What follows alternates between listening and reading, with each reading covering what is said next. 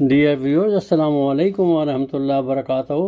آپ کے اسلامی یوٹیوب چینل MAK کی طرف سے السلسلہ حدیث نمبر 2855 پیش کرتا ہوں۔ ام حامی بنت ابی طالب رضی اللہ عنہا سے مروی ہے، کہتی ہیں کہ رسول اللہ محمد صلی اللہ علیہ وسلم میرے پاس سے گزرے تو میں نے کہا، اے اللہ کے رسول محمد صلی اللہ علیہ وسلم، میں بوڑھی اور کمزور ہو چکی ہوں، مجھے کوئی عمل بتائیے جو میں بیٹھے بیٹھے کر سکوں۔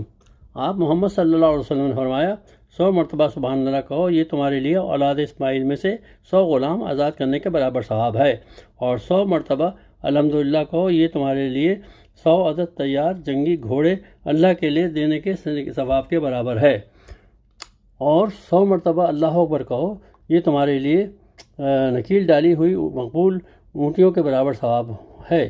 100 مرتبہ لا الہ الا اللہ کہو، اس سے تمہاری نیکیاں آسمان و زمین کے درمیان کے خلا کو بھر دیں گی۔ نمازی پہلے اس حدیث پر عمل کریں، پھر ثواب جاریہ کے لیے فارورڈ کر دیں۔ ہماری ہر ویڈیو کو آپ بہت زیادہ سے زیادہ ثواب حاصل کرنے کے لیے زیادہ اس کو فارورڈ کریں۔ اللہ حافظ۔